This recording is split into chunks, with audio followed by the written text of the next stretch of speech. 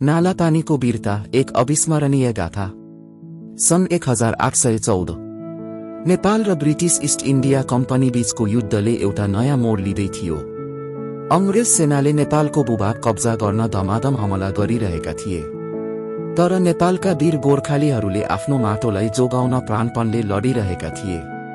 त्यही बेला देहरादून नजिकैको नालापानी दुर्ग किल्लामा एउटा ऐतिहासिक युद्ध हुन गइरहेको थियो। त्यस दुर्गमा सेनानी वीर बलभद्र कुँवरको नेतृत्वमा 600 भन्दा कम नेपाली सैनिक थिए, तर तिनीहरू अदम्य साहसका प्रतीक थिए।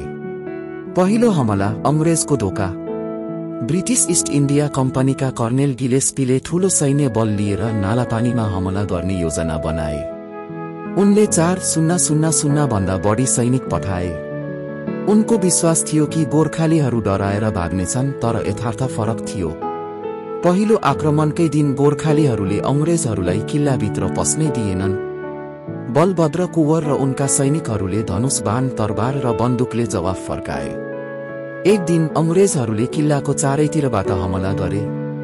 उनीहरूले गोर्खालीहरूलाई आत्मसमर्पण गराउन बारम्बार अनुरोध गरे, तर बलभद्रले दृढताका साथ भने, गोर्खालीहरू मर्न सक्छन् तर आत्मसमर्पण गर्न सक्दैनन्। दोस्रो हमला पानीको संकट। अंग्रेजहरूले किल्लाको मूल पानीको स्रोत बन्द गरिदिए। केही दिनसम्म गोर्खालीहरूले युद्ध जारी राखे, तर पानीको अभावले अवस्था गम्भीर बन्दै गयो। बालबालिका, महिला र सैनिकहरू सबै थकित भए। त्यसपछि एक रात बलभद्र कुँवरले अकल्पनीय निर्णय गरे। उनले केही सैनिकहरूलाई बाहिर पठाएर नदीबाट पानी ल्याउन भने। अंग्रेजहरूले तिनीहरूलाई देखेर भीषण हमला गरे। धेरै गोर्खाली सैनिक शहीद भए, तर उनीहरूले पानी ल्याएर आफ्ना भाइहरूलाई बचाए।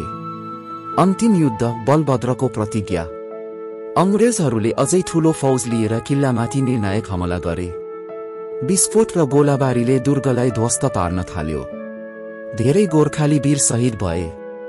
बलभद्र कुँवर आफै घाइते भए, तर उनले अन्तिमसम्म युद्ध जारी राखे। तर जब किल्ला पूर्ण रूपमा ढलेर पानीको संकट चरमचुलीमा पुग्यो, बलभद्रले बाँकी बचेका सैनिकहरूलाई भने, अब हामी बाँचेका छौं, तर हाम्रो युद्ध सकिएको छैन। गोर्खालीहरू कहिल्यै मर्दैनन्। उनले बाँकी बचेका सैनिकहरूलाई जंगलतर्फ जान आदेश दिए र आफै पनि वीरतापूर्वक त्यहाँबाट बाहिरिए। नालापानीको युद्धपछिको प्रभाव। ब्रिटिशहरूले नालापानी किल्ला कब्जा त गरे, तर उनीहरूलाई गोर्खालीहरूको साहस र दृढताले चकित बनायो। किल्लामा बाँकी रहेका गोर्खाली नारीहरू र बालबालिकाहरूलाई पनि अंग्रेज सेनाले सम्मानपूर्वक जाने अवसर दियो। यस युद्धपछि ब्रिटिश इस्ट इन्डिया कम्पनीले गोर्खाली सैनिकहरूको साहसलाई सम्मान गर्न थाल्यो। पछि बेलायती फौजले नै गोर्खा रेजिमेन्ट स्थापना गर्यो, जसले गोर्खालीहरूको बहादुरीलाई विश्वभर चिनायो। आज बलभद्र कुँवरलाई नेपाली इतिहासमा वीरताको प्रतिमूर्तिको रूपमा सम्मान गरिन्छ। नालापानी युद्ध नेपाली गौरव र अदम्य साहसको प्रतीक बनेको छ।